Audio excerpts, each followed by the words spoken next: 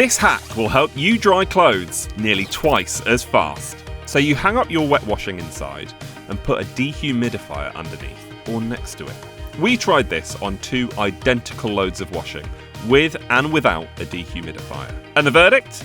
Using a dehumidifier cut drying time by nearly half.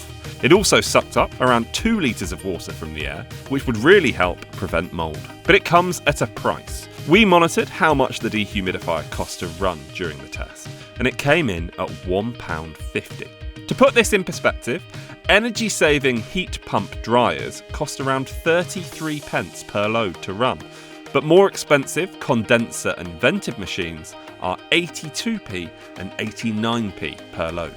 It's worth noting that our Best Buy dehumidifiers are cheaper to run, costing around 7p per hour. But when compared with the most cost-effective tumble dryers, using a dehumidifier would still cost more and take longer.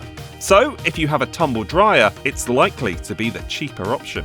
If you're looking to prevent mould and considering a dehumidifier, then head to which.co.uk to see which ones we recommend.